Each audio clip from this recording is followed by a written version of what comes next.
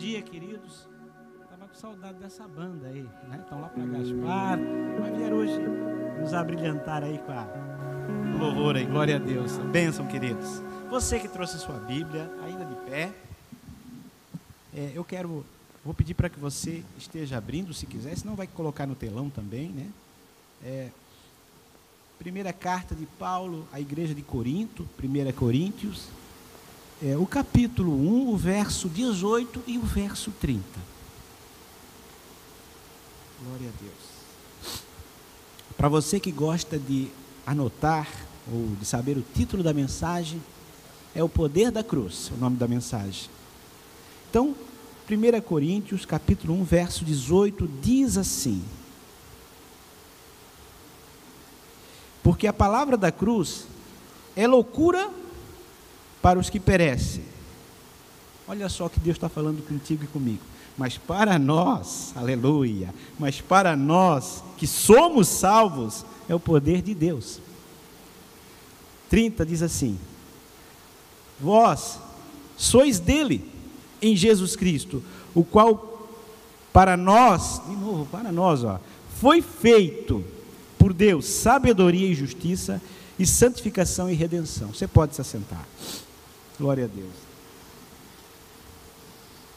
Quando eu começo a ler essa carta de Corinto, né, de Paulo aos Coríntios, a cidade é chamada Corinto, e o povo era os coríntios, por isso que às vezes a gente fala Coríntios ou Corinto. Quando a gente se trata da cidade, a gente fala Corinto, e quando a gente fala o povo, é os coríntios, né? Eu vejo Paulo escrevendo para uma igreja cheia de problema. Imagine você, se chegasse numa igreja e perguntasse: como é que é essa igreja? Aí um dos irmãos, um dirigente da igreja, o pastor, o presbítero, dissesse: olha, amigão, você é bem-vindo nessa igreja, né? Só que essa igreja, ela é meio dividida. Um gosta mais do Paulo, o outro só quer ouvir o Pedro, só quer saber do Pedro, o outro é do Apolo, né? Então, cada um gosta de um pastor. Então, essa igreja tem isso. Se tu não te importares, tu pode chegar nessa igreja. Então, essa igreja, ela tem as suas divisões. Essa igreja também, ela falta disciplina. Sabe, as pessoas às vezes não têm tanta disciplina, mas tu és bem-vindo aqui. Essa igreja, ela também tem questões entre irmãos no tribunal. Sabe que tem um irmão processando o outro, mas fica à vontade, você pode vir. Essa igreja também, ela tem alguns, o mundanismo entrou nela, tem alguns aí que são do mundo, mas é aqui um pé cá, um pé lá, mas você é bem-vindo. Sabe, essa igreja que você está visitando hoje, ela também tem uma fornicação de um filho que tem um caso extraconjugal com a mulher do seu pai, com a sua madrasta. Mas ele está aqui também, tudo certo, mas você é bem-vindo. Essa igreja, os casais, tem muitos casais aí com problema no casamento, né? Valores distorcidos, e eu vou te contar, tem alguns ainda que ainda praticam a idolatria, eles fazem culto a demônios. Bom, essa igreja tem alguns problemas comportamentais das mulheres. As mulheres precisam ser disciplinadas aqui nessa igreja. Essa igreja também, quando a gente vai servir a ceia do Senhor, em vez de eles só fazer o que tem que fazer, eles se bebem demais e comem demais, enfim. Essa igreja também tem uma falta de amor. Eles não têm discernimento de dons espirituais. E também, eles ainda têm incredulidade, principalmente na ressurreição.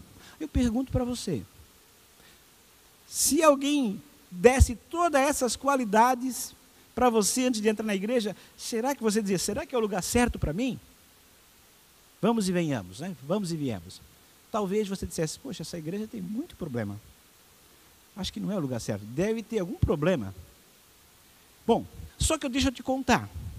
Essa igreja também, que tinha todos esses problemas, tinha todos os dons. Era a igreja de Corinto. Imagine você, um irmão aqui na frente, ele falava em línguas. O culto, pelo que Paulo diz, eram pentecostes. Muita gente até falava em línguas em culto todo. Outro tinha variedade de línguas. Ele falava outros idiomas. Falava talvez francês, inglês, sei lá, italiano, e vários idiomas da época. Outro interpretava. Então, de repente, um está falando em línguas, aí chegava aquele irmão que você disse que era carnal, que você julgou que era carnal, talvez, né? Ele chegava e interpretava a língua. Dizia, eis que o Senhor diz e tal, e tal, e tal. Era uma igreja que tinha profecia, que tinha palavra de conhecimento, era uma igreja que tinha palavra de sabedoria, era uma igreja que tinha dons de curar, operação de maravilhas, dons de fé, todos os 9 dons estavam nessa igreja. Bom, agora você já diz, opa, ela tem carnalidade, mas ela tem o poder de Deus também. Talvez agora, se alguém te contasse tudo isso, você dizer, bom, vamos dar uma olhada. A igreja, ela é assim, ela é mista. Tem muita gente de Deus, mas tem gente que não é de Deus. Por isso que ela está aqui. E todos nós carecemos da graça de Deus. E é por isso que eu estou na igreja. E é por isso que você está na igreja. E nessas 2 semanas, 3 aí que eu não preguei mais, pregou a semana passada pregou o pastor Edson, que inclusive fez um convite para o jantar dos namorados. Você que pode, vá lá, é uma bênção, né? Se o teu casamento está bom, pode ficar melhor, e se não está tão bom, é uma maneira da gente ouvir um testemunho e dizer, poxa, está na hora de eu tomar vergonha na cara, né? E eu perguntei ao Espírito Santo, porque sempre quando eu vou ministrar, eu digo, Senhor, essa palavra, o que a tua igreja, eu como tua igreja, e esse pessoal da tua igreja precisa, me dá uma direção. Então eu vou lendo a palavra de Deus durante as manhãs, que é o meu hábito, e Deus vai ministrando. Eu digo, vai confirmando, vai dando sinais nessa palavra para ver se é isso mesmo. E assim foi, e Deus diz assim, ó, Deus, o Espírito Santo falou comigo, sempre eu preciso pregar a mensagem da cruz. Porque se o meu povo não entender a mensagem da cruz, né, ele vai se ater a outras promessas que são bênçãos, mas a primeira coisa que eu preciso falar é a mensagem da cruz. Então, e quando eu olhei nesse texto também, Paulo recebe dos seus irmãos, né? Ali que fala de Fortunato, de Acaia e outros irmãos que levaram essa carta para ele, né, da família de Estéfanes, e ele recebe todas as reclamações. Se você, como pastor, fosse dar um conselho, como você começaria uma carta para uma igreja que tem todos esses problemas? E ele começou falando da cruz. A primeira coisa que a gente precisa falar no Evangelho é sobre o poder da cruz. Se você não apontar para o caminho da cruz, porque a cruz foi a morte de Jesus e a ressurreição para nós. Então ele morreu e ressuscitou para que fôssemos salvos. Sem salvação não há Evangelho. Não tem como. E o Espírito Santo falou ao meu coração, disse assim, ó, a minha igreja precisa entender o que é a salvação, qual é o poder da cruz. E eu quero mostrar para vocês algumas coisas que eu anotei aqui sobre o poder da cruz. Por isso que eu li o versículo 1, 18 e o 1, 30. No 1,30 fala o seguinte, ó, vós sois dele. Isso é para o povo de Deus, não é para aquele que não é ímpio. É para o povo que Deus escolheu, é para mim. Essa palavra é para você que está aqui, essa palavra é para você que está nos vendo agora pela internet. Essa palavra é para você, vós sois deles, em Jesus Cristo, o qual nos foi feito por Deus, sabedoria. Então a primeira coisa que Deus quer te dar, a partir do momento que você o aceita, que você é povo dele, é sabedoria. E muita gente confunde sabedoria com cultura ou inteligência. Aí são coisas diferentes. A cultura é a capacidade de informação armazenada. Tem muita gente culta, que sabe muita coisa, que sabe falar de vários e vários assuntos, tem muito conhecimento. Eu gosto muito de conversar com gente que conhece bastante coisa, de aprender. Porque eu sempre tenho o intuito de aprender. Se vocês perceberem, em todos os cultos, eu pego o meu caderninho, a minha caneta e escrevo. O pregador está falando e eu já estou aqui com o ouvido aqui escrevendo, porque depois eu releio e leio para eu aprender. Né? É o meu jeito de aprender, ouvindo e escrevendo. Eu aprendo assim. Né? Então, tem muita gente culta, que sabe de vários assuntos, sabe falar de política, sabe falar de geografia, sabe falar de filosofia, sabe falar de ciência. Isso é bom, claro, é importantíssimo. Como é bom a gente ouvir gente culta, mas isso não é sabedoria, é apenas cultura. Também tem muita gente inteligente. E o que é inteligência? É a capacidade de aprender. São pensamentos e argumentos inteligentes não podem te levar ninguém à perfeita unidade, mas a palavra da cruz pode. Então tem muita gente que tem inteligência. Pode ver, você fala uma coisa, ela é inteligente, pá, pega na hora. Tem alguns que às vezes têm um pouquinho mais dificuldade de aprender. Mas eu aprendi, num curso que eu fiz aí nessas minhas carreiras, na minha carreira profissional, que não existe ninguém, desculpe a palavra, mas o pessoal dizia antigamente, né, vou usar, aquele é burro, né? Não existe ninguém burro. Não existe. É que a gente tem 9 tipos de inteligências. Opa, que boa notícia que eu dei para você, né? Então, cada um tem uma inteligência em um nível. Por exemplo, tem inteligência espacial, né? Inteligência para conhecimento, de leitura, inteligência. Então, tem 9 tipos de inteligência, que eu nem lembro todas agora, mas eu sei que tem 9. Pode ver, tem gente que às vezes é inteligente em alguma coisa, mas não consegue fazer uma coisa simples. Porque ele talvez tenha aquela outra, mas não tem a outra. Então, todo mundo é inteligente. Só que alguns numa área, outro noutra. Mas isso também não resolve. Mas então, o que é sabedoria? Vamos lá. Sabedoria, que é o mais importante, que Jesus nos dá, com a palavra, com o poder da cruz, é a capacidade, olha bem, de transformar tudo que se sabe em qualidade de vida. Então, quando você pega essa sua inteligência, essa sua cultura, analisa ela e consegue transformar isso em vivência, em qualidade de vida, você é sábio. Vou repetir para você gravar. É a capacidade de transformar tudo o que se sabe em qualidade de vida, viver bem. Porque tem muita gente inteligente, tem muita gente que sabe muito, que é culto, mas não consegue ter uma vida ruim, ter uma vida, desculpe a palavra, talvez até desgraçada, sem graça. Porque quando a gente fala desgraçado, parece uma palavra forte, não é verdade? Aquele é um desgraçado, aquela é uma desgraçada. Mas você sabe o que é alguém desgraçado? Que não tem a graça de Deus. Então você não é desgraçado, eu não sou desgraçado, não porque eu sou bom ou sou ruim, porque a graça de Deus está sobre a tua vida, amém? Então, todo aquele que não tem Jesus, desculpe a palavra, mas é um desgraçado, porque ele não tem graça, porque a palavra des significa tirar, descascar, tirar a casca, desgraça, tirar a graça, né? Pode ver. Então, você não é desgraçado nem desgraçada. Parece uma palavra doída, forte, mas é a verdade, é a realidade. E eu vou pregar um evangelho aqui, nós pregamos um evangelho aqui, o evangelho da verdade. Eu não estou aqui pregando para você se sentir bem. Eu estou aqui pregando para você ser transformado. Para mim ser transformado. Porque se eu quisesse que você se sentisse bem, eu ia, sei lá, íamos fazer uma meditação, uma terapia e não sei o quê, ia contar umas piadas, aí você saía daqui bem. Ei, você precisa se sentir daqui, dizer, não, eu preciso mudar. Até às vezes o Espírito Santo, a gente fala que ele incomoda, mas na verdade ele convence. Não é incomodar, porque quem incomoda é o diabo. A gente tem às vezes, o Espírito Santo me incomodou. Na verdade, ele tirou da zona do conforto, né? Ele te desacomodou, seria mais ou menos essa a palavra mais própria, né? Ele te convence. Não, você está errado. Você precisa fazer isso. Então, sabedoria é isso. É você entender, pegar o que você sabe, o que Deus te colocou na vida e transformar em qualidade de vida, né? Então, a primeira coisa que a cruz nos dá é sabedoria. Agora os olhos caíram as escamas e a gente consegue ver as coisas de outro jeito. A segunda coisa, eu só vou falar de 4, do poder da cruz, tem muito mais, mas é o suficiente para vocês sair daqui transformados, se assim o quiser, e eu também. A segunda coisa, diz aqui no versículo 30, é justiça. O que é justiça?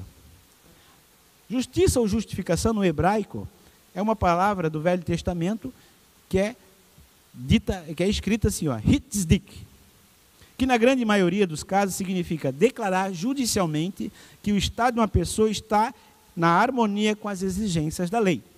Então, por exemplo, em Deuteronômio 25:1 fala o seguinte: quando houver contenda entre alguns e vierem a juízo, para que os julguem, ao justo justificarão e ao injusto condenarão. Então isso foi uma lei de Moisés que fala que tem que ter diferença entre justo e injusto. Até aí tudo certo. Só ratificando essa palavra, né, dando mais validade, porque ela já vale por si própria. Em Provérbios 17:5 diz a mesma coisa: o que escarnece do pobre insulta ao seu Criador, e o que se alegra da calamidade não ficará impune. Veja bem, quando a pessoa diz bem feito, aquele pobre tem que pagar mesmo. Então diz que a gente insulta ao Criador. E quando a gente se alegra na calamidade, não ficará impune. Então, cuidado quando você julga, ou quando eu julgo. Porque se eu digo, não, mereceu, bem feito, agora pagou. Não é assim que se faz, não é esse o evangelho que nós pregamos. O evangelho da cruz é renúncia. O evangelho da cruz não é vingança. O pastor Adriano foi muito feliz numa palavra que ele colocou aqui. A gente sabe que, eu posso falar aqui, que a gente votou num outro candidato. Mas o candidato que a gente votou não se elegeu, elegeu-se outro. Mas agora a gente tem que orar pelo governo, pelo presidente, não pela pessoa. A pessoa também tem que orar, sim, mas a gente tem que orar pelo país. Então, a gente tem que ter cuidado para não amaldiçoar a terra que nós vivemos. Seja o rei bom ou ruim, nós temos que orar pelo nosso país. Amém? Porque nós somos luz, nós somos diferentes. Não concordamos com algumas coisas, com certeza, mas a gente concorda que nós precisamos de uma nação abençoada. Nós precisamos de um povo abençoado. Então, é isso que eu quero dizer. Então, justiça é que você não merece. A gente vai chegar agora no Novo Testamento. Justiça, no grego, que é do Novo Testamento, a palavra usada é o verbo dikaio. Este verbo significa, em geral, declarar que uma pessoa é justa. Ocasionalmente se refere a uma declaração pessoal que o caráter moral da pessoa está em conformidade com a lei, conforme Mateus 12:37, que diz: porque por tuas palavras serás justificado, e por tuas palavras serás condenado. Interessante isso, não é verdade? Aqui já muda um pouco o contexto. Lá era pela ação. Aqui Jesus já fala pela palavra. Você não percebe que às vezes... É por isso que, quando perguntaram para Jesus o que contaminava o homem, ele disse que não era o que entrava pela boca, mas o que saía da boca do homem. Porque o que entra pela boca, né, vai lá, depois acaba saindo, mas o que sai da boca é o que está lá dentro. E é ali que nascem os adultérios, os homicídios, os assassinatos, enfim, tantas coisas ali, né? Mas o que eu quero dizer para você é que já no Novo Testamento, a palavra do grego dikaio, ela tem um radical que é interessante isso, que eu fiquei até meditando. Ela continua falando aqui, também em Lucas 7:29, que todo o povo ouviu que os publicanos têm sido batizados com o batismo de João e justificaram a Deus. O que eu quero dizer para vocês é que a justificação é um ato de Jesus Cristo, não meu, não seu, dizendo que você é justo. Às vezes, cá entre nós, eu olho, eu penso, Jesus, quem eu era? O que eu fiz para estar no altar? Porque eu ainda erro muito. Você deve errar muito. A gente gostaria de passar um dia sem pecar, às vezes não consegue. A gente fica nervoso, fala mais do que deveria, já sem perceber já está julgando. Não, é isso aí mesmo, faz isso mesmo. Daqui a pouco, que conselho errado que eu dei. Eu digo, não faz isso não. A gente vai lá, tem que se corrigir. Então a gente acaba não pensando direito, falando coisas que não deveria, e ainda erra muito. E às vezes eu digo, meu Deus, nós não somos dignos. De verdade, ninguém é digno. Ninguém é digno. Mas, pela sua justiça, Deus nos colocou aqui. Quem você era, quem eu era, para Deus nos olhar com esses olhos de amor. Então, justiça é isso, né? E um termo mais correto é declarar em termos forenses. Forenses é de fórum, de justiça, né? Que as exigências da lei, como condição de vida, estão plenamente satisfeitas com relação a uma pessoa. Por isso que Romanos 5:1 diz: tendo sido, pois, justificados pela fé, temos paz com Deus, por nosso Senhor Jesus Cristo. O que eu quero dizer para você é que toda a Bíblia, você pode ter dois jeitos de acreditar. Você pode acreditar no que a vida tenta te mostrar. Você pode acreditar, três, até mais do que dois. Você pode acreditar no que as pessoas dizem de você, ou pode acreditar no que a Bíblia diz para você, de você. O pastor Jorge Linhares, outro dia, estava eu ouvindo uma pregação dele, ele contou que ele foi pregar há muitos anos atrás, lá numa igreja presbiteriana. E chegou lá e ele começou a falar sobre aquela pregação sobre águia ou galinha que ele fez lá e tal. E ele acabou fazendo o apelo sobre sonhos. E vieram 3 meninos para frente. Né? Um disse que queria ser jogador de futebol, o outro disse que queria ser político, não lembro mais, senador, sei lá, tal. E o outro menino disse que queria ser médico. E quando o primeiro disse que queria ser jogador de futebol, a igreja aplaudiu. O segundo também aplaudiu, e o terceiro ninguém falou nada. Né? Era um menino negro, de cor escura ali e tal, e ninguém falou nada. E ele percebeu que aquele menino ficou triste. Aí depois, antes de terminar o culto, ele foi lá e disse: menino, o que aconteceu? É porque os meus colegas dizem que eu vou ser médico de porco, porque eu trago lavagem, eu levo lavagem de porcos para lá e para cá. Aí o pastor Jorge disse: você vai ser aquilo que Deus quer, o que você acredita. Ou você é guiado pelo que as pessoas dizem, ou que o seu coração, o que a tua fé mostra. Hoje esse menino, ele é doutor, ele é cirurgião, famoso lá na igreja do Getsemane, do pastor Jorge Linhares. Dizem que não tem agenda para ele. Ele é uma bênção, ele é muito ungido, ele não falta um culto. Se você quiser marcar, por exemplo, uma agenda com ele, demora meses até anos, às vezes, de tão abençoado que ele é, porque ele resolveu acreditar num sonho, resolveu acreditar naquilo que a Bíblia diz a teu respeito. Então você pode acreditar no que as pessoas falam, ou você pode acreditar no que a Bíblia diz. Né? Então, justificação, você acaba sendo justificado não pelo que você faz, pela tua capacidade, mas pelo que Deus faz por você. E é por isso que tem um texto muito lindo, né, que eu amo esse capítulo 8 de Romanos ali, né? 8:30 em diante, que diz assim, ó, olha só que lindo esse texto. Se o Jean quiser colocar ali no Data Show, pode colocar. Ele diz assim, ó: aos que predestinou, me chamou, também o chamou. E aos que chamou, justificou. E aos que justificou, glorificou. Aí no 31, que vai passar ali, diz assim, ó: que diremos nós acerca destas coisas? Se Deus é por nós, quem será contra nós? No 32 já começa assim, ó: se Deus nos deu Jesus Cristo, né? Juntamente com Ele não dará todas as outras coisas. E vai avançando. Quando chega no 33, aquela parte que o diabo tenta te acusar. Não é verdade? O diabo sempre quer colocar na tua mente alguma coisa. Ele diz: quem tentará acusação contra os escolhidos de Deus? É Deus quem justifica. Ei, acabou. A autoridade máxima te liberou, te justificou. No 34, começa a dizer: quem os condenará? Foi Cristo que morreu, ou antes ressuscitou dentre os mortos, e intercede por nós à direita do Pai. Aí chega no 35, fala do amor de Deus, que nada te separa do amor de Deus. No 35 diz assim: quem nos separará do amor de Cristo? A tribulação, a angústia, a perseguição, a fome, a nudez, o perigo, a espada, aleluia. No 36, eles citam o Salmo 64, 28, que ele começa dizendo assim: ó, como ovelhas, somos reputados ao matador, por amor a ti, somos entregues à morte todo dia. Aí no 37, ele te dá a tua sentença, ele dá a minha sentença, ele diz: mas em todas estas coisas, nós somos mais do que vencedores em Cristo Jesus. Aí chega no 38, 39, Deus dá uma revelação para ele de tal maneira que ele se alegra. Eu acredito que isso ele nem escreveu, ele deve ter escrevendo, cantando assim, foi um cântico que Deus assim, ó: mas eu estou certo que nem a morte, nem a vida, nem os anjos, nem as potestades, nem os principados, nem o presente, nem o porvir, nem a altura, nem profundidade, nem alguma outra criatura nos separará do amor de Deus que está em Cristo Jesus, aleluia.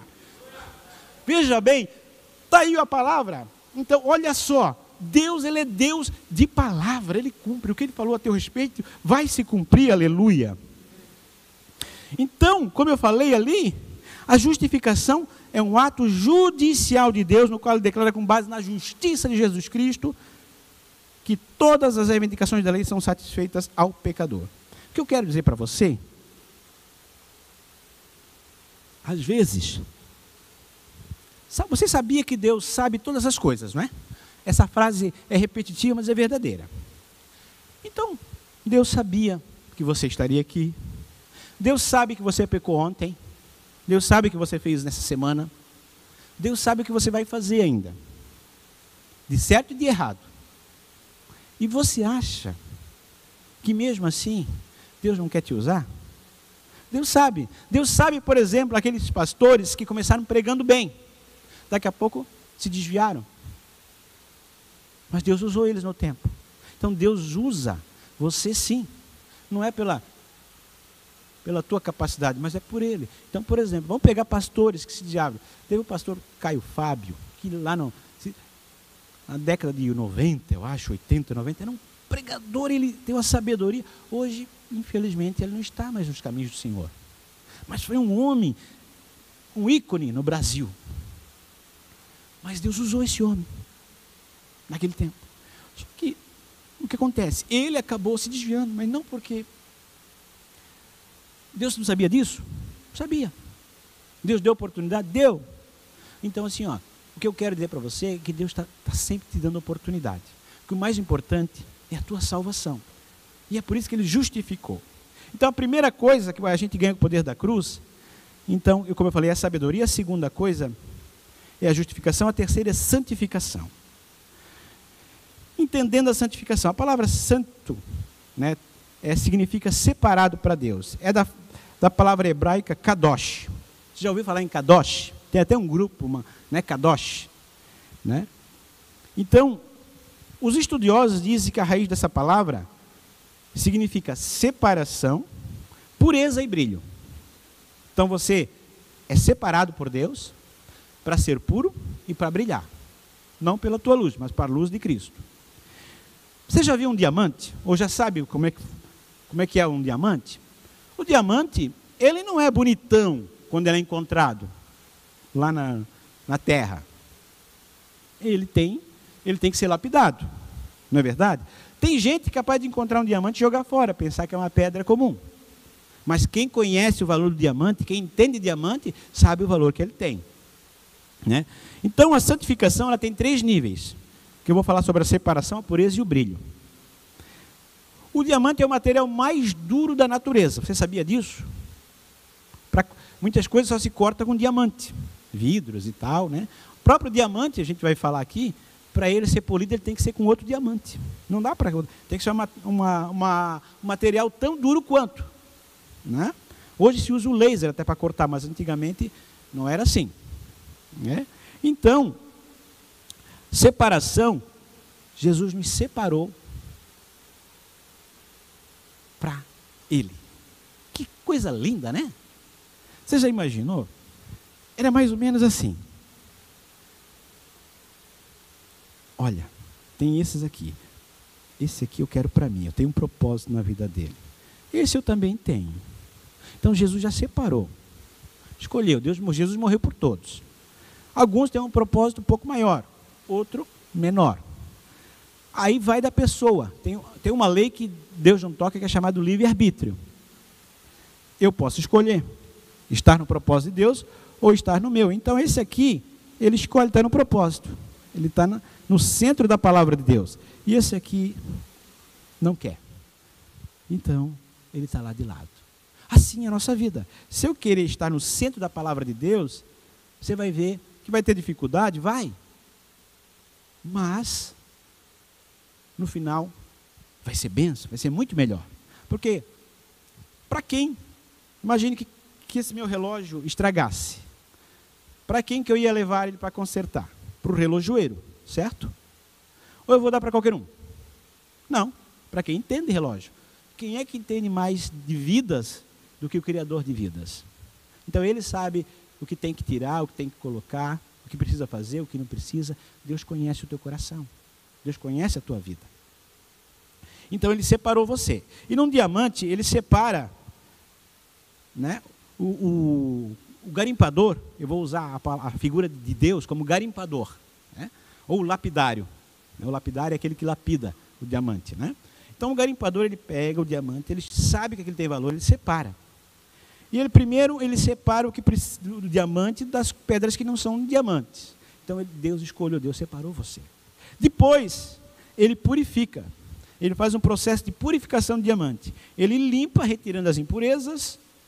Ele dá polimento, né? Ele dá forma ao diamante, né? Esse é o nível. A santificação tem 3 níveis. A primeira é a separação. A segunda é a dedicação, que você começa a orar mais, começa a buscar a palavra, começa a vir no culto, começa se interessar pelas coisas de Deus. É o segundo nível de santificação, né? Aí vem o terceiro nível. Então o primeiro nível e o segundo é com você, mas o terceiro nível já não é mais com você, é com Ele, é com o Espírito Santo. É o nível do brilho. Esse nível é o nível onde a luz de Jesus brilha em você, aleluia. Então, o diamante, para estar pronto, ele passa pelos processos de garimpagem, o corte, formatação, que é outro diamante formatando. É por isso que cada um de nós precisa ter um discipulador. A gente precisa ser lapidado por alguém. Ah, mas o meu discipulador é Jesus Cristo. Não é assim. Você precisa ter um discipulador, alguém mais experiente na fé, para te encaminhar. Senão, você faz muita coisa errada. Você sai daqui, sai de lá, e alguém... Por que um filho precisa de um pai e uma mãe? Não é um discipulador? Por que um aluno precisa de um professor? Ah, não, mas Deus me ensina tudo. Não é assim. Deus ensina tudo aquilo que Ele quer ensinar para vocês. Mas muitas coisas você tem que buscar. Se você não estudar as Escrituras, não ler, não procurar se aperfeiçoar, como é que você vai querer conhecer a Bíblia? Você quer a revelação sem esforço? Não. Tem muita... Né, antes da inspiração, tem muita transpiração. Tem que ralar. Então é assim. E a última e a mais importante, eu deixei para isso mesmo, né, e a Bíblia também fala isso, é a redenção. Que ele fala aqui, foi feito sabedoria, justiça, santificação e redenção. A palavra redenção, talvez hoje, nos nossos dias, a gente não entende muito. Porque ninguém é escravo aqui. Mas antigamente, naquela época, tinha os senhores e os escravos.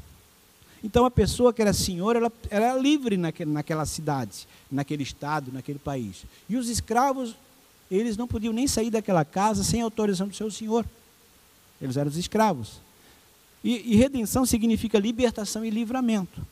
Mas você pode dizer, eu sou livre, eu não sou escravo de ninguém, eu faço o que eu quero.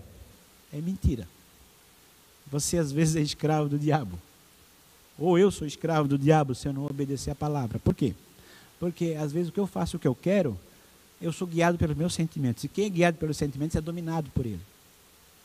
Agora quem é guiado pela palavra, então sim.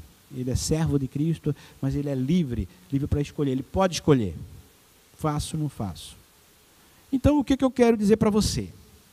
A palavra redenção significa resgate, comprar de volta.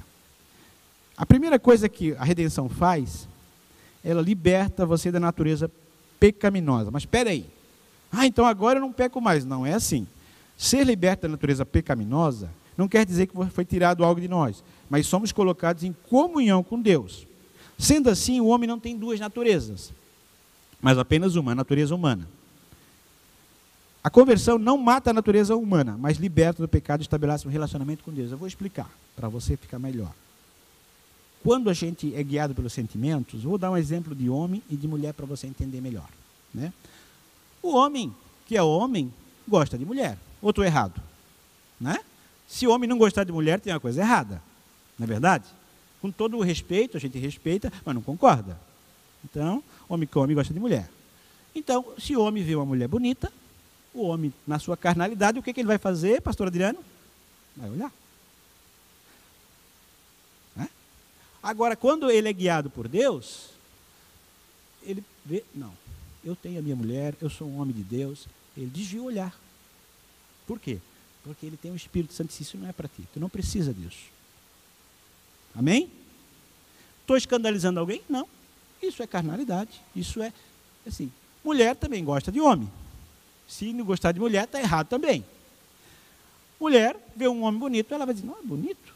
Mas se ela é mulher de Deus, ela vai fazer, eu tenho meu marido, eu tenho meu namorado, eu tenho meu noivo, amém. Deus me deu o que eu preciso. Eu não preciso, né? Porque agora se ela for guiada, só tem um bonito aqui, meu Deus, estou no lugar bem, porque está cheio de um bonito. Ou, né? E assim vai. Agora a gente tem o poder de decidir. Antes não, a gente não conseguia decidir. Quando a gente não tinha Jesus Cristo, a gente era guiado. Agora eu posso dizer não. Televisão também tem um botão lá de liga, desliga.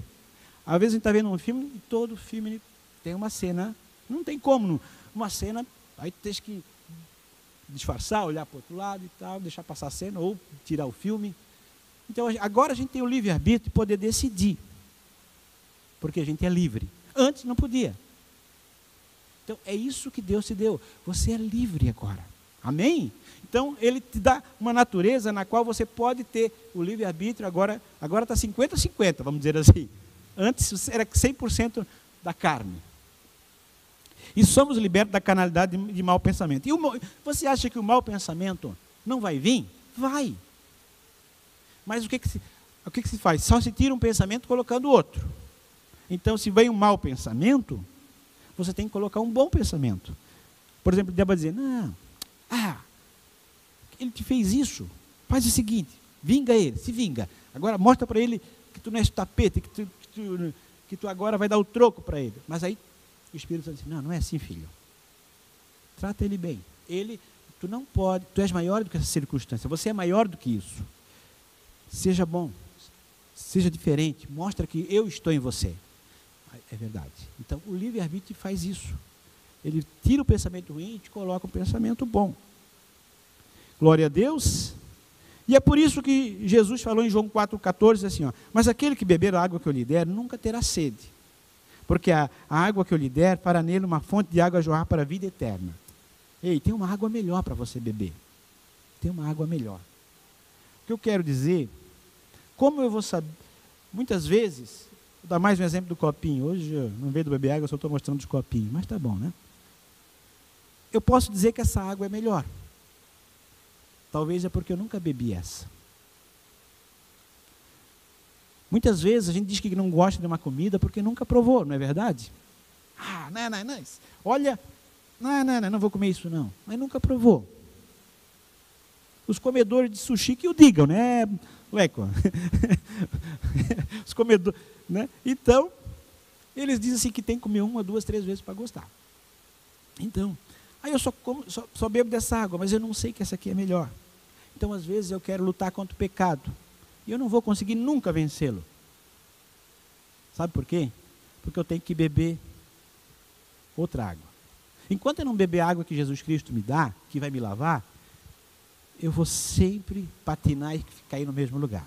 Ou eu sou cristão de verdade, eu quero dizer para vocês, ou eu abraço a cruz de Cristo e vivo para Cristo, ou eu fico meia boca e estou sempre patinando. Agora, a partir do momento que eu sei que essa água é melhor,